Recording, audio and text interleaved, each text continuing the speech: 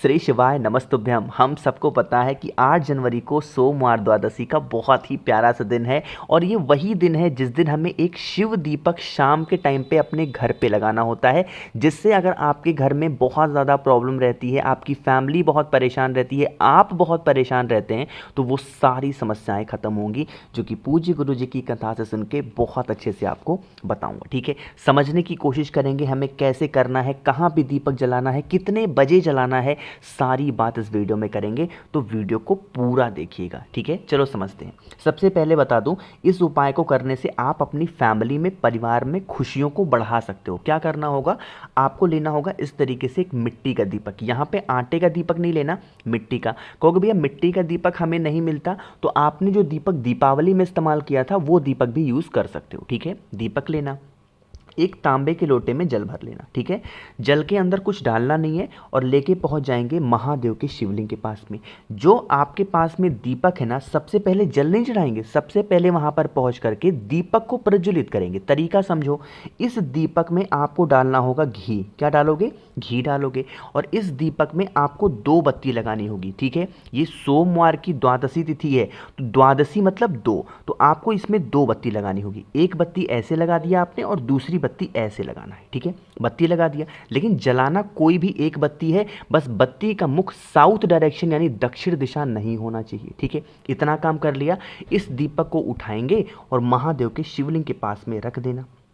ठीक, जब इस दीपक को रख रहे हो तो इस दीपक के नीचे अनाज का कुछ दाना जरूर रखेंगे, चाहे चावल रख दो, गेहूं रख दो, धान रख दो, बाजरा रख दो, कुछ भी रख दो। बस आसन आपको बिछाना होगा दीपक के नीचे, ऐसे मत रख देना कि जमीन पे ही रख दे, नहीं।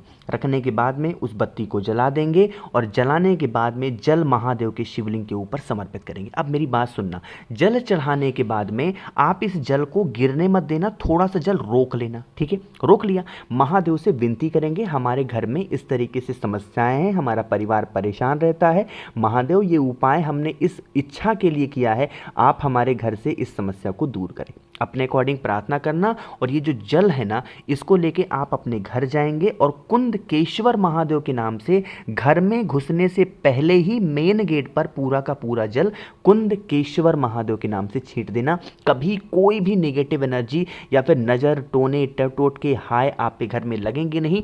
साथ ही साथ माँ लक्ष्मी का वास आपके घर में बना हुआ होगा, है ना।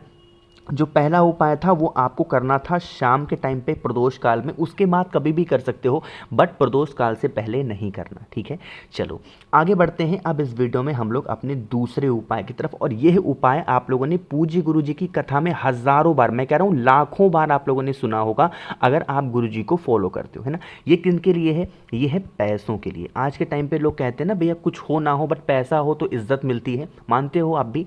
तो अगर आपको भी इज्जत चाहिए, आपको भी धन संपदा चाहिए, तो आज से ही 5 सोमवार कम से कम इस उपाय को करना क्या है, जब भी सोमवार का दिन आए, शाम के टाइम पे प्रदोष काल में आपको बेल पेड़ के नीचे, कोई ज़रूरी नहीं कि बेल का पेड़ जब बड़ा हो तो ही उपाय करो, नहीं, अगर छोटा भी है तो उस बेल पेड़ के नीचे जाओ और एक आपको घी का दिया लंबी बत्ती का जलाना है। लेकिन तरीका समझो, उस दीपक के नीचे चावल के कुछ दाने जरूर रखा करो। क्या चीज़, चावल के कुछ दाने जरूर रखा करो। माँ लक्ष्मी का ध्यान करते हुए, उनका स्मरण करते हुए उस दीपक को जलाएंगे। दीपक की बत्ती का मुख दक्षिण दिशा नहीं होना चाहिए, बाकी किसी भी दिशा में घी का दिया लंबी बत्ती का लगा देना बेल पेड़ के नीचे, और वहीं पे बेल पेड़ की जो मिट्टी होगी उस मिट्टी को उठाएंगे दीपक को जलाने के बाद में, और अपने घर के कोनों में ले जा करके उन मिट्टियों को डाल देना, जिससे माँ लक्ष्मी का जो आवक होता है, जो आगमन होता है, वो हमारे घर में होना स्टार्ट हो जाता है। ठीक है,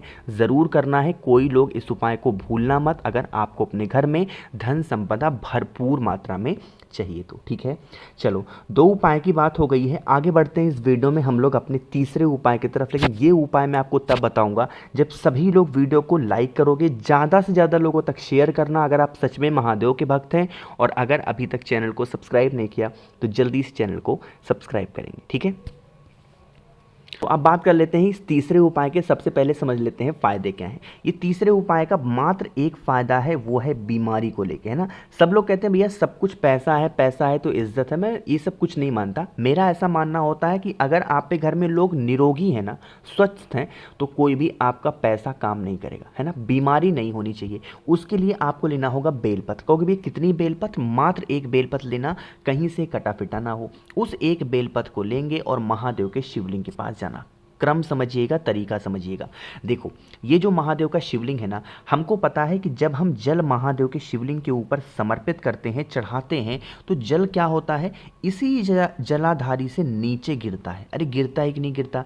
जिस जगह पे जल नीचे गिर रहा हो, उसी जगह पे आपने जो अपने घर से बेलपत्र लाए हो वो रख देना। जैसे यहाँ पे मैं ग्रीन कलर से पेंट कर रहा हूँ, इसी जगह पे बेलपत्र को रख देना, जिससे ये जो जल यहाँ पे गिर रहा है वो बेलपत्र के ऊपर गिरना चाहिए। ठीक है, समझे आप। बेलपत्र को पहले रखना और उसके बाद में एक लोटा जल महादेव के शिवलिंग के ऊपर श्री शिवाय नमस्तुभ्यम बोल करके समर्पित करना। समर्पित करोगे, जो जल होगा इसी बेलपत्र के ऊपर तो गिरेगा, जो आपने चढ़ाया था। गिरेगा कि नहीं गिरेगा? गिरेगा।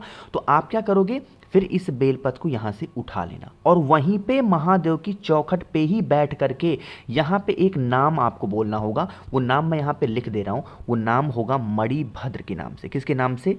मणिभद्र के नाम से उस बेलपत्र को एक एक करके कूंज कूंज करके खा लेना। तरीका होता है बेलपत्र को खाने का, सबसे पहले राइट पत्ते को खाया जाता है, उसके बाद लेफ्ट पत्ते को खाया जाता है, फिर बड़ी पत्ती को खाया जाता है। लोग उल्टा करते हैं, पहले इसको खा लेते हैं, फिर इसको खाते हैं, फिर इसको। ये तरीका गलत है, मैंने कई बार बता रखा है। पहले राइट वाला, फिर लेफ्ट वाला, उसके बाद बड़ा वाला पत्ता। ठीक है, खा लेना मणिभद्र भगवान के नाम से। चाहे वो कितनी भी बड़ी, चाहे वो कितनी भी पुरानी बीमारी होगी आपकी, वो सारी की सारी खत्म ज़रूर हो जाएगी। ठीक है, चलो, तो यहाँ पे हम लोगों ने 3 उपाय की बात कर ली है। एक सबसे स्पेशल, सबसे आसान चौथे उपाय की बात करते हैं, जो कि स्पेशल उपाय होता है प्रत्येक सोमवार को करने का, है ना। उसके लिए हमें लेना होता है पीला चंदन, और यह आपके जीवन की सभी समस्याओं को ख़त्म कर देगा। बस एक आपको चुटकी लेना है पीले चंदन का। उस एक चुटकी पीले चंदन की पेस्ट बना लेना। ठीक है, पेस्ट को बनाने के बाद में एक तांबे का लोटा लेना और जिसमें जल भर लेना। अरे हो गया, जल भर लिया।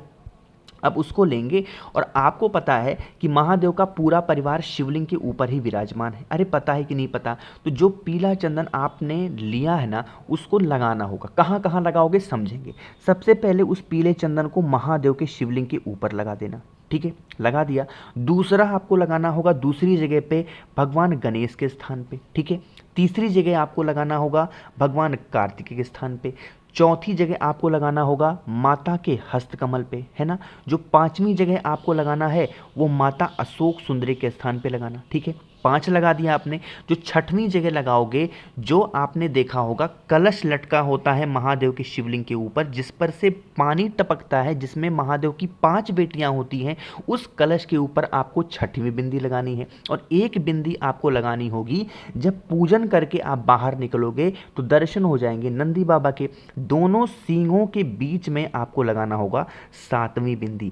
जो भी व्यक्ति सोमवार, प्रदोष, मासिक शिवरात्रि या फिर यहाँ पर अमावस्या के दिन इस तरीके से 7 बिंदी वाला उपाय कर लेता है, उसके जीवन के जो सारे कष्ट होते हैं ना, वो महादेव हर लेते हैं। उन्हें लाइफ में कभी भी कोई प्रॉब्लम नहीं होती, है ना। कोशिश की है मैंने आप सभी को इस पूरी वीडियो में 4 उपाय बहुत ही अच्छे से, बहुत ही प्यार से समझाए हैं। तो अगर आपको कोई भी उपाय मुझसे पूछना है, फ़ोन पे बातें करनी है, तो आप नीचे ज्वाइन का बटन दिख रहा होगा, उस पर क्लिक करके जुड़ सकते हो।